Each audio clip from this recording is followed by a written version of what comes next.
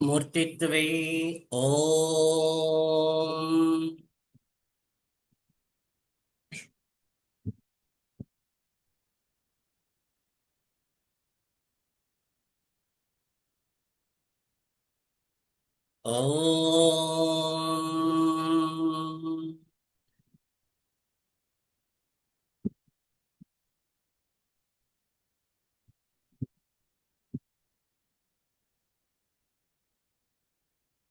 ఓం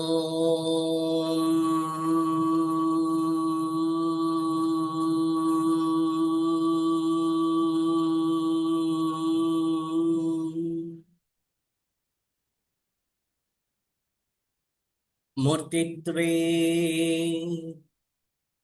పరికల్పిత శశిభృతో వర్త్మా అపునర్జన్మనా ఆత్మైత్యాత్మవిదాం క్రతుస్థ అజతాం వర్తామరజ్యోతిషాం లోకానాం ప్రళయోత్సవస్థితి విభుశ్చనీకదాయ శృతౌ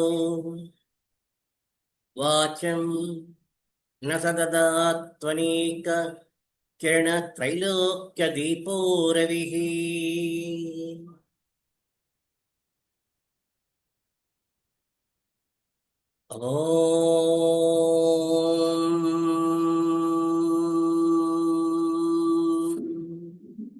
ఐం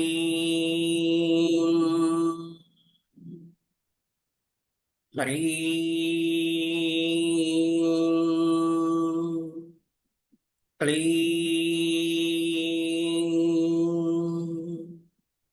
సరస్వతీ భగవత్యై నమః.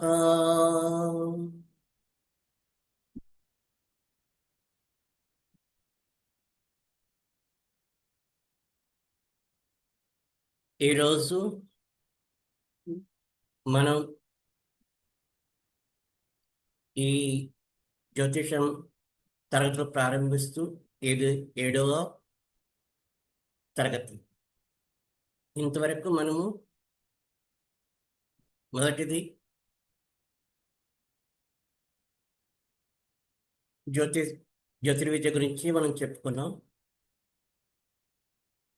2వ తరగతిలోని రాసులు గ్రహముల గురించి చెప్పుకున్నాం. 3వ దాంట్లో రాసులు, స్త్రీ రాసులు, పురుష రాసులు, వాటి గురించి చెప్పుకున్నాం. 4వ దాంట్లో కూడా చర స్థిర దిక్స్వభావ రాసుల వివరణ చెప్పుకున్నాం. 5వ క్లాసులోని రాసులు విశేషముల గురించి చెప్పుకున్నాం. 6వ తరగతిలోని రాసులు సంచార స్థలముల గురించి తెలియజేసుకున్నాం. ఈ రోజున మనము రాసుల్ని ఏ విధంగా ధ్యానం చేసుకోవాలో మొట్టమొదటి 3వ క్లాసులో చెప్పాను. ఈ రోజున ఇంకొక విధంగా మనం ధ్యానం చేసుకోవడానికి ఒక సూచన చేయడం జరుగుతుంది. దాని ప్రకారం మనం కానీ చేసుకునేట్లయితే మనలో నిక్షిప్తమై ఉన్న ఈ రాశిచక్రములు, రాసులు, అలాగే గ్రహములు, నక్షత్రములు, ఋతువులు, ఆయనములు మనము లోపల దర్శనం చేసుకోవడానికి అని చెప్పి మనకి మాస్టర్ ఈకే గారు చాలా చోట్ల చాలా విధాలుగా మనకు వివరణ ఇచ్చారు. అందులో భాగంగా మనము ధ్యానం చేసుకునే పద్ధతిలోని ఈ వివరణ మనం ఇచ్చుకోవడమా, లేకపోతే జ్యోతిషం మాత్రమే కావాలని అందరికీ అనిపించినట్లయితే జ్యోతిషం వరకే నేను క్లాసులు చెప్తాను. కానీ ఇవి కూడా చేసుకోవడం వల్ల మన లోపల ఏ విధమైన వెలుగుందో, ఆ వెలుగుకి ఎన్ని మార్గములు ఉన్నాయో అన్ని మార్గములు మనకి దారి చూపించడానికి అని చెప్పి తపస్సు చేసి మనందరికీ విద్యను ధారపోసిన మాస్టర్ ఏకే గారి తొలుత కృషి ఏదైతే ఉంటుందో అది సఫలమవుతుందని చెప్పి కొంచెం సాహసం చేసి ఈ విధంగా చెప్పడానికని ప్రయత్నం చేస్తున్నాను. అది కాదు, మాకు జ్యోతిషం ఒక్కటే కావాలనుకుంటే మటుకు ఆ విధంగా కూడా తెలియజేయడానికి సిద్ధంగా ఉన్నాను. అది మీ తాలూకా అభిప్రాయం బట్టి క్లాసులు ఆ విధంగా చెప్పడానికి ప్రయత్నం చేస్తాను. ఇంకొకటి ఏంటంటే, ప్రస్తుతం మనము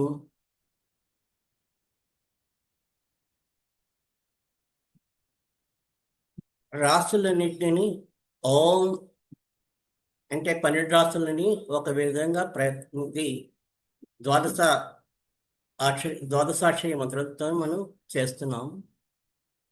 ఓం న మో భ గ వ తే వ సు వే వ య అని 12 విభాగాలుగా మన శరీరంలోని ధ్యానం చేసుకోవడం మొట్టమొదటి తెలియజేశాను. ఈ రోజున ఇంకొక విధంగా కూడా ధ్యానం చేసుకోవడానికి మనకి మాస్టర్ గారు ఒక విధానం ఇచ్చారు. ఆ విధానం ఇప్పుడు తెలియజేస్తుంది. ఇది పిరమిడ్. ఈ పిరమిడ్కి ఏంటవుతుందంటే 4 ముఖాలు ఉన్నాయి. ఒకటి తూర్పు, దక్షిణం, పడమర, ఉత్తరం. పైన ఒక కోణం ఉంది. ఇవి కిందన చతుర్భుజము, పైన త్రికోణం. వీటిని కూడా మనము ఏ విధంగా ధ్యానం చేసుకోవాలో ప్రస్తుతం తెలియజేయడానికి మీ ముందు ఉంచుతున్నాను.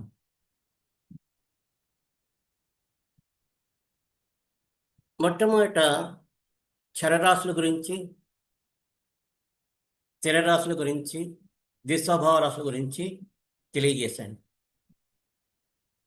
ఈ చరరాశులు చెప్పినప్పుడు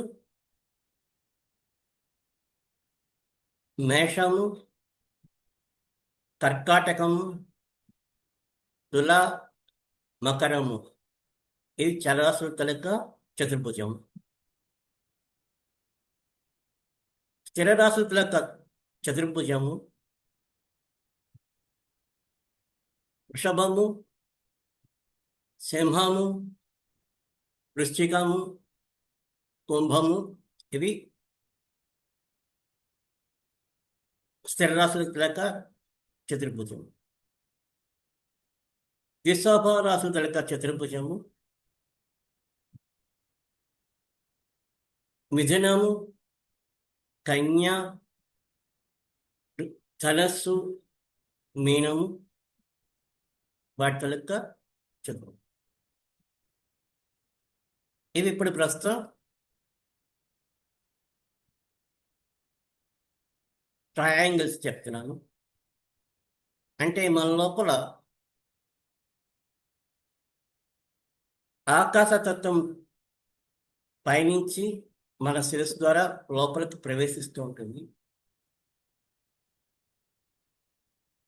అలాగే పంచభూతాలలోని ఆకాశతత్వం కానీ తీసినట్లయితే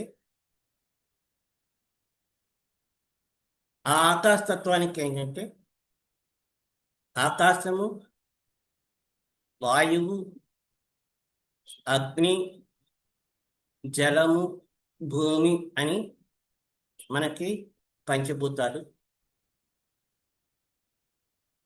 వాయువు, అగ్ని, జలము, భూమి అన్ని ఆకాశతత్వం నుంచే మనకి వస్తున్నాయి కాబట్టి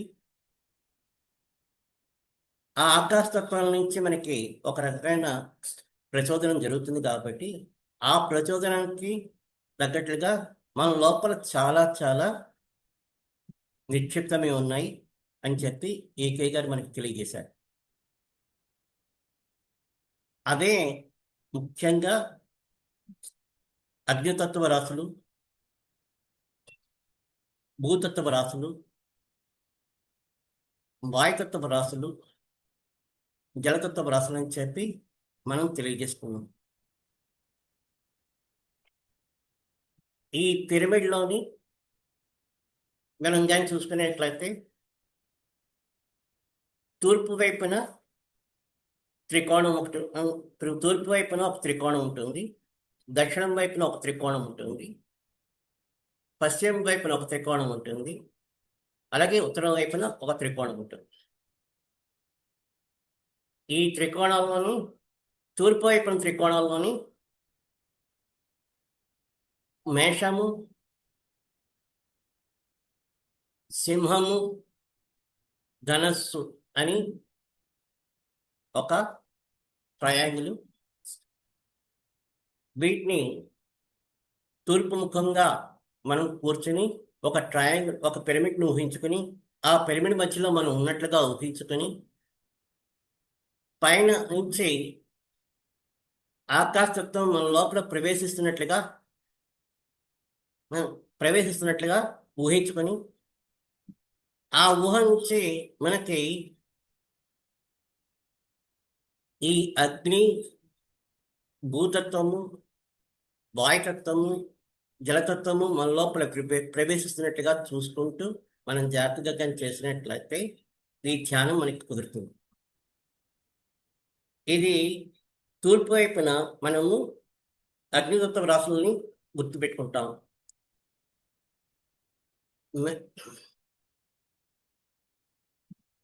మేషము, సింహము, ధనస్సు అని ఇటువైపు, దక్షిణం వైపు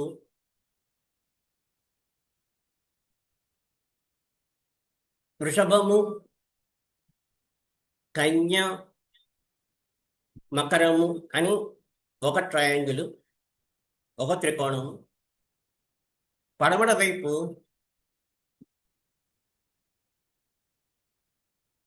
మిథునము, తుల, కుంభము అని ఒక ట్రయాంగిల్, ఒక త్రికోణము. అలాగే ఉత్తరం వైపు కర్కాటకము, వృశ్చికము, మీనము అని ఒక త్రికోణము, ఒక ట్రయాంగిల్ ఊహించుకోవాలి.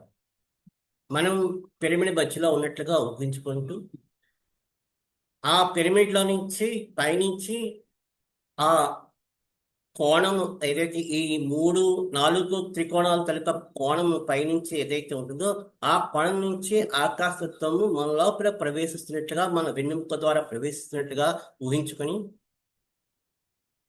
ఈ విధంగా ధ్యానంగా చేసుకునేట్లయితే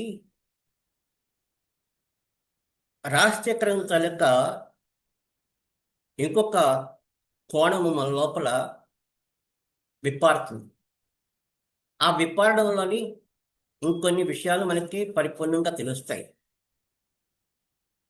ఈ పరిపూర్ణంగా తెలియడం వల్ల ఏమవుతుందంటే మన లోపల నుంచి ఈ జ్యోతిషమైన గ్రంథం ఓపెన్ అవ్వాల్సి తప్పించి బయట నుంచి నేర్చుకునే దానికన్నా మన లోపల నుంచి ఏదైతే నిక్షిప్తమైనదో ఆ నిక్షిప్తమై ఉన్న దానిని మనం ప్రస్తుతం ప్రచోదనం చేస్తున్నాం ఈ క్లాస్ ద్వారా. అదే గురువు కూడా చేసే పని. దీంట్లోని ఇది ఇప్పుడు మనకి 3 చతుర్భుజాలు ఉన్నాయి. ఒకటి చరరాశుల చతుర్భుజము, స్థిరరాశుల చతుర్భుజము, విశ్వభారసుల చతుర్భుజము. ఈ చతుర్భుజాలు కూడా చాలా చాలా మనకి ముఖ్యమైనవే. ఎందువల్లంటే యేసుక్రీస్తు సిలువ కొట్టబడినప్పుడు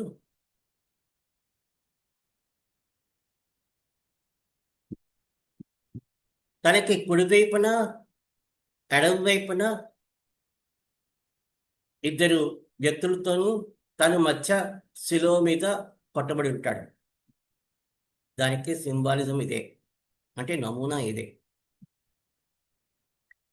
మనలో చరరాశులని పరిపూర్ణంగానేమో కొంత సాధనగా చేసుకునేటట్లయితే చాలా వరకు మనము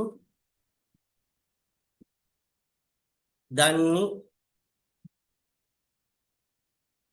లోపలికి మనము లీనం చేసుకోగలం. అంటే చరరాశుల తాలూకా స్వభావం గురించి మనం తెలియజేసుకున్నాం. దుస్వభావ రాశుల తాలూకా స్వభావం కూడా మనం తెలియజేసుకున్నాం. అవి కూడా మనము పరిపూర్ణంగాను జాగ్రత్తగా ఒక గురువు తాలూకా సంరక్షణలో మనం ఉండి వాటిని కూడా మనము మన తాలూకా లోపాలను కూడా సరిచేసుకోవడానికి అవకాశం ఉంటుంది. స్థిరరాశుల తాలూకా స్వభావం దగ్గరికి వచ్చేసరికల్లా గురువు పరిపూర్ణంగా మనతో కూడా ఉండాలి. ఇది జన్మ జన్మల నుంచి మన లోపల నుంచి ఒకానొక ప్రజ్ఞ మనల్ని వెంటాడుతుంటుంది.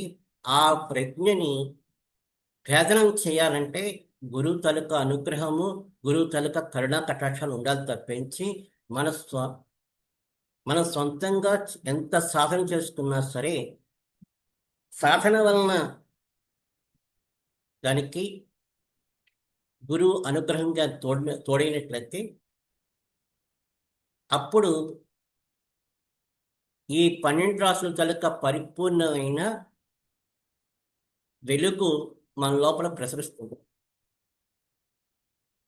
అంటే ఎందుకంటే స్థిరరాశుల తాలూకా స్వభావం ఎలా ఉంటుందంటే కొన్ని కొన్ని విషయాల్లోని మనము ప్రతి వ్యక్తికి కొన్ని పట్టుదలలు ఉంటాయి. ఆ పట్టుదలలు ఎట్లాంటి పరిస్థితులు ఉన్నా సరే మన నుంచి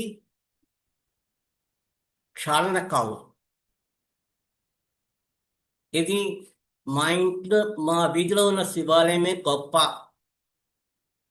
అలాగే నేను నమ్మిన విఘ్నేశ్వరుడే గొప్ప, అట్లాగే మా ఇంటి తరతరాల నుంచి ఇది వచ్చిన ఆచారము, దీనికి మేము ఏమాత్రము లొంగము వంగము అని చెప్పి లోపల చాలా చాలా పట్టుదలలు ఉంటాయి. అట్లాగే ఫలానా చోటే భగవంతుడు ఉన్నాడు, ఆ భగవంతుడికే నేను మొక్కుతాను తప్పించి మిగిలిన చోట్ల భగవంతుడు అక్కడ గుళ్ళు గోపురాలు ఉన్నా సరే వాటి తల్లిక విస్మరిస్తాం. ఇవన్నీ మన లోపల ఏవేవైతే చాలా చాలా పట్లుంటాయి, ఆ పట్లు పరిపూర్ణంగా విడిపడాలంటే అంటే ఏ రాశులకు ఉంటాయి? వృషభ రాశికి, సింహరాశికి, వృశ్చిక రాశికి, కుంభరాశికి. ఈ పట్లు పోవాలంటే సాక్షాత్ కృష్ణుడు వచ్చి ధృతరాష్ట్రుడికి చక్షువులు ఇచ్చి ఈ విధంగా ప్రపంచాన్ని చూడొచ్చు అని చెప్పి అనుగ్రహించినా సరే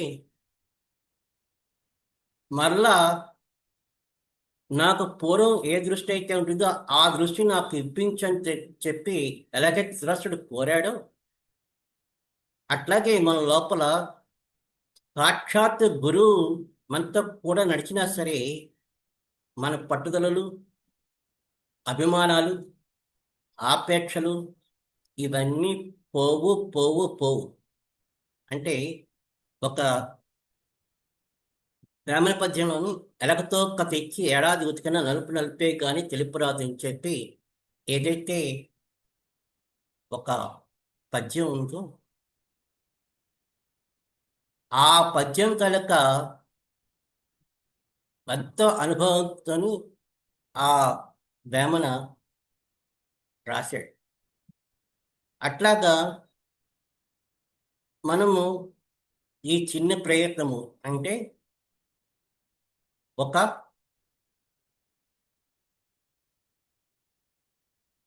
ట్రయాంగిల్ ఊహించుకొని ఆ ట్రయాంగిల్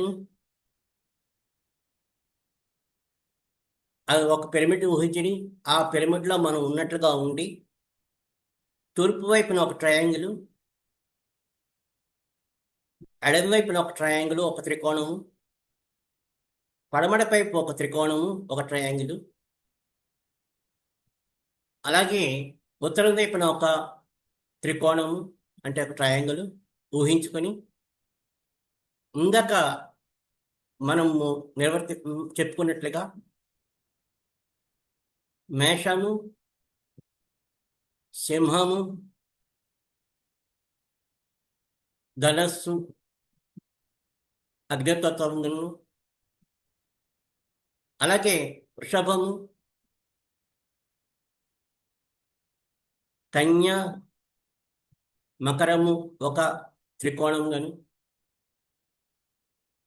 అలాగే మిథునము, తుల, కుంభము ఒక త్రికోణంగాను, అలాగే కర్కాటకము, వృశ్చికము, మీనము ఒక త్రికోణంగాను ఊహించుకొని మనం సాధన చేసుకునేటట్లయితే గురువు అనుగ్రహం వలన ఒక మెరుపు మెరిసినట్లుగా మన లోపల దగ్ధం అవడానికి అని చెప్పి ఈ పంచభూతములలో కూడా కొన్ని క్షాళన చేసుకోవాల్సిన ఉంటాయి. అంటే పంచభూతాల్లో కూడా మలినములు ఉంటాయని చెప్పి ఈకే గారు మనకి పురాణ పురుషుల్లోని కృష్ణుడు జన్మించే ముందు ఋషులు తపస్సు చేసుకుని ఆ పంచభూతములను క్షాళన చేయడానికని యజ్ఞం చేస్తారు. అలాగే మన లోపల కూడా ఈ పంచభూతముల తాలూకా మలినములు క్షాళన చేసుకోవాలనుకుంటే ఇది తప్పనిసరి. ఈ విధంగా మనము ధ్యానం చేసుకుంటే లోపల మనము జన్మించే ముందు ఏ వెలుగైతే తండ్రి భ్రూమధ్యం నుంచి తల్లి గర్భంలోకి ప్రవేశించి మనకి జన్మ కారణమైన ఏ సూర్యుడైతే ఉంటాడో ఆ సూర్యుని కనుక వెలుగు కోటి సూర్యుల ప్రభావం మన లోపల వర్చస్సుగా వస్తూ ఉంటుంది. అట్లాగే చూసుకుంటే చాలామంది మహానుభావులు గురువుల కళ్ళు కానీ చూసినట్లయితే ఎంతో కాంతివంతంగాను స్ఫూర్తిగాను మనందరికీ సూటిగా మన హృదయాన్ని తాకేటట్లుగా ఎలాగైతే వాళ్ళ తలక కరుణ కటాక్షాలు ఉంటాయో ఆ కళ ద్వారా మనకి ప్రసారం జరుగుతుంటుంది. అందురించి ఈ విధంగా ధ్యానం చేసుకోవడానికి మనం ఒక చిన్న ప్రయత్నం చేద్దాం అని చెప్పి కొంచెం సాహసించి మీ అనుమతి లేకుండా తెలియజేశారు. ప్రస్తుతం ఇంకొక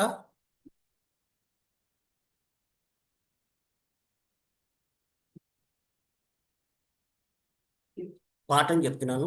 అవేంటంటే మనము ఎన్ని రకాల చార్ట్లు వేయాలో అన్ని రకాల చార్ట్లు మనకి అంటే చార్ట్లు ఒక్కొక్క రకంగా ఉంటాయి. అంటే కొంతమంది కొన్ని రకాలుగానేమో ఈ రాశిచక్రాన్ని గీస్తుంటారు, కొంతమంది కొన్ని ప్రాంతాలని ఒక విధంగా గీస్తుంటారు, కొంతమంది కొన్ని రకాలుగానేమో అంటే విదేశాల్లోని ఒక విధంగా గీస్తూ ఉంటారు. అలాగే ఉత్తర భారతదేశంలోని ఒక విధంగా వాళ్ళు జాతక చక్రాలు వేస్తుంటారు. మనం ఏ జాతక చక్రం వేస్తాం కూడా అది కూడా తెలియజేస్తాను. ప్రస్తుతం ఏంటంటే 4 చక్రాలు ప్రస్తుతం మీకు చూపిస్తున్నాను. ఒకటి, దీన్ని సవ్య చక్రం అంటారు. అంటే ఈ విధంగా మనం, ఎందుకంటే ఇది మనం పరిచయం చేసుకోవడంలోని, అంటే రాశి చక్రాన్ని పరిచయం చేసుకున్నప్పుడు మేషరాశిలోని ఒక గ్రహం ఉందని చెప్తేట్లయితే మనకి ఒక ఆలోచన రావాలి. అలాగే వృషభ రాశిలో కానీ ఉండేట్లయితే ఒక ఆలోచన రావాలి. అంటే ఈ గడిలోని మేషరాశి, ఈ గడిలోని వృషభ రాశి, ఈ గడిలోని మిథున రాశి అని చెప్పి మనకి అవగాహన అవడానికి అని చెప్పి, ఎలాగైతే చిన్నప్పుడు నేర్పించేటప్పుడు ఏ బి సి డి అని చెప్పి చిన్నపిల్లల చేత ఎలాగైతే దిద్దించుకుంటుంటారు, అలాగే ఈ ప్రస్తుతం ఈ రాశి చక్రాన్ని కూడా మనము ఒక అవగాహనకు వచ్చినట్లయితే, మేషరాశిలోని ఫలానా గ్రహం ఉందనేట్లయితే మనకి ఒక ఆలోచన రావాలి. అలాగే తులరాశిలో ఒక గ్రహం ఉందంటే ఇంకొక ఆలోచన రావాలి. ఇట్లాగ రావడానికి అని చెప్పి, ఆ విధంగా చేయడానికి అని చెప్పి వస్తారు. ఇప్పుడు సవ్య చక్రం ఒక సవ్య చక్రంలో చతురస్రాకారం. అంటే పైన 4 గళ్ళు, కింద 4 గళ్ళు, మధ్యలో 2 గళ్ళు ఉంటాయి. మొత్తము 12 అవుతాయి. పైన 4 గళ్ళలోని ప్రారంభంలో మీనం ఉంటుంది, ఆ తర్వాత మేషం ఉంటుంది, ఆ తర్వాత వృషభం ఉంటుంది, మిథునము, కర్కాటకం, సింహము, కన్య, తుల, వృశ్చికము, ధనస్సు, మకరము, కుంభము. ఇవి గడియారంలోని ముళ్ళు ఎలాగైతే సవ్యంగా తిరుగుతుంటాయో ఆ విధంగా ఇది సవ్యచక్రంగా మనము ఊహించుకోవాలి. ప్రస్తుతం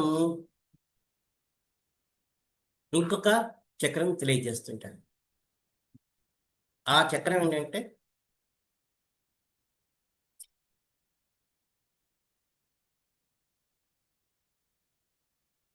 ఇది అపసవ్య చక్రం అంటారు. అంటే దీనికి ఏంటంటే ఒక 2 గీతలు మధ్యలోని,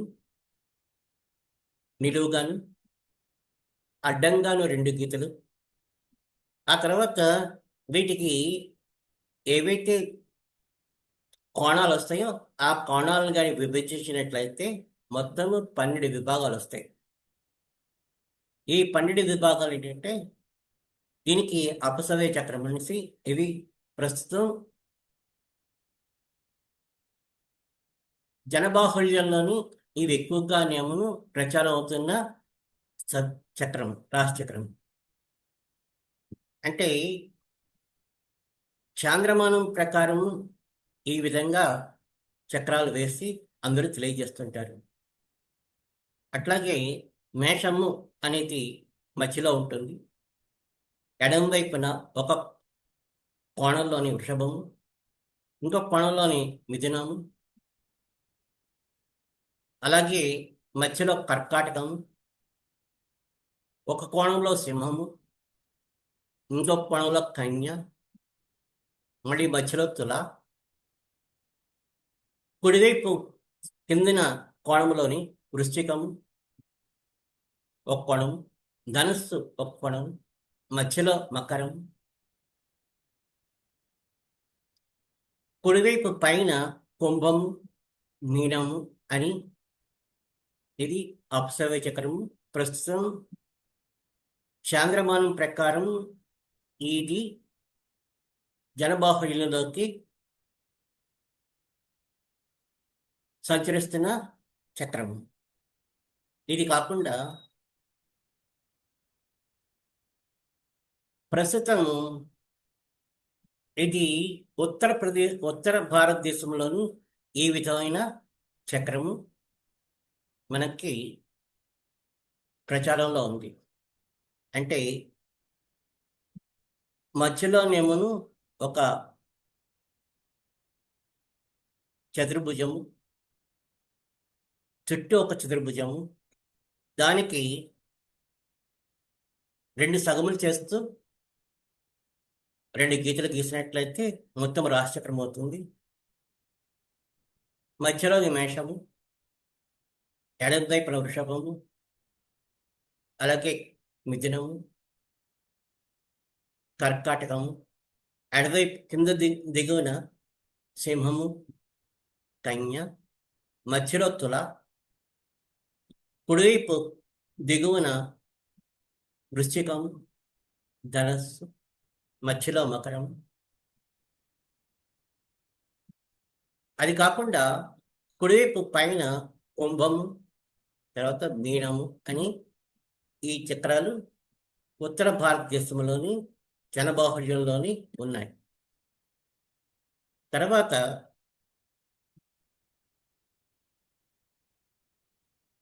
ఇవి మిగిలిన మన భారతదేశం కాకుండా మిగిలిన విదేశములలోని అన్ని దేశాల్లోని ఈ వృత్తాకారమైన చక్రమే జనబాహుళ్యంలోకి నడుస్తుంటుంది. ఇక్కడ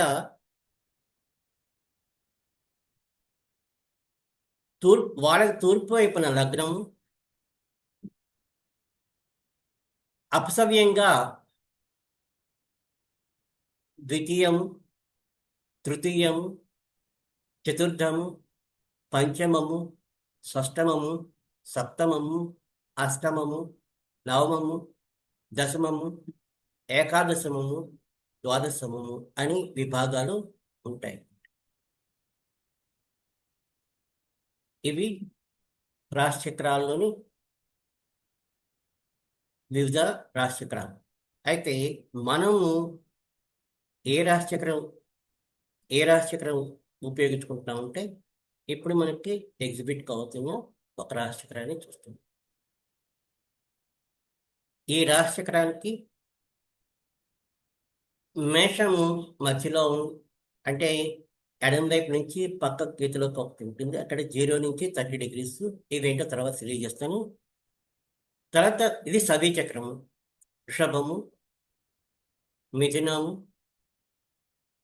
కర్కాటకము, సింహము, కన్య, తుల, వృశ్చికము, ధనస్సు, మకరము, కుంభము, మీనము. అంటే ఒక రాశిచక్రం ఒక బిందువు పెట్టినట్లయితే ఆ బిందువు నుంచి ఒక చక్రంగా ఉండేట్లయితే ఆ చక్రానికి 360 degrees ఉంటాయి. ఈ 360 degreesని 12 చేత భాగించినట్లయితే ఒక్కొక్క భాగా 30 degrees ఉంటాయి. ఆ 30 degrees గురించి మనము తర్వాత తెలియజేసుకున్నాము. ప్రస్తుతం ఈ రాశి చక్రాల గురించి మనము తెలియజేసుకుంటాం. వచ్చే క్లాసులోని మనము ఒక్కొక్క రాశికి ఏ గ్రహాలు అధిపతులు, అట్లాగే ఏ గ్రహాలు ఏ రాశుల్లో ఉచ్చ, ఏ రాశుల్లో నీచ, అలాగే ఏ రాశులు శత్రుక్షేత్రాలు, ఇవి తెలియజేసుకుంటాము. ప్రస్తుతం మనకి ఏమైనా సరే ఎవరికైనా సందేహాలు కానీ ఉండేట్లయితే ఆ సందేహాలకి ప్రస్తుతము మనకి అవకాశం ఉంది కాబట్టి వాళ్ళకి తెలియజేయడానికి ప్రారంభిద్దాం.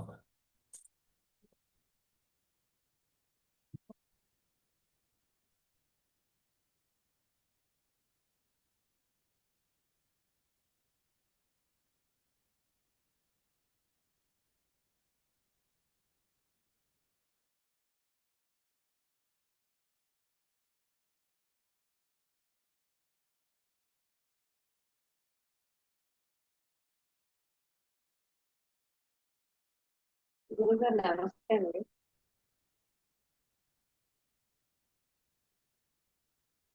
నమస్తే గురుగారు ఇప్పుడు ఏ రాశిలో ఇప్పుడు తెర రాశిలో ఉన్న వాళ్ళే ఆ చక్రాన్ని ఆ ట్రయాంగిల్ లో ఊహించుకుంటూ ధ్యానం చేయాలి సార్? అంటే చరరాశిలో ఉన్నవాళ్ళనే కాదు, ఇది ఏంటంటే చరరాశులు, స్థిరరాశులు, దిశోభరాశుల్లోని మన స్వభావాలు ఉంటాయమ్మా. ట్రయాంగిల్ అదే పిరమిడ్ ఒకటే. ఈ పిరమిడ్లోనే మూడు కలిసి ఉంటాయి. ఇది చరాస్థిర దిశోభరాశుల తాలూకా ప్రభావం మన లోపల ఉంటుంది. ఆ ప్రభావము ఒక్కొక్క సమయంలో ఒక్కొక్కటి మనకి లోపల నుంచి తెలియజేస్తుంటుంది. అంటే మన తాలూకా చాంచల్యము, తొందరపాటుతనము, అలాగే కోపము, ఇవన్నీ చరరాశులకు సంబంధించినవి అనమాట. అవి మనకి పరిపూర్ణంగా తొలగేటట్లుగా చూసుకోవాలి. అలాగే ఎవరైనా సరే చెప్పే ముందే మనం చెప్పడం, అట్లాగే ఎవరికైనా సరే సలహాలు ఇచ్చేటప్పుడు వాళ్ళు అడగకుండానే సలహాలు ఇవ్వడం, ఇవన్నీ కొన్ని తొందరపాటు పనులు ఉంటాయి. అవి విశ్వభారతుల ప్రభావం ఉంటుంది. అవి కూడా తగ్గించుకోవాలి. ఇక స్థిరరాశుల యొక్క ప్రభావం మన లోపల కొన్ని కొన్ని పట్లుంటాయి. అంటే ఒకళ్ళు ఎవరైనా సరే వచ్చి ఈ విషయం ఇలా చేయండి అంటే చాలా వరకు మన లోపల సంస్కారములు అడ్డొస్తాయి. అవి కూడా క్లియర్ చేసుకోవాలి. అయితే ఒకటే పిరమిడ్. ఈ పిరమిడ్లో 3 రకాలైన విన్యాసాలు మన లోపల ఉంటాయి. ఈ విన్యాసాలన్నింటినీ మనం ఎప్పటికప్పుడు ఈ ధ్యానం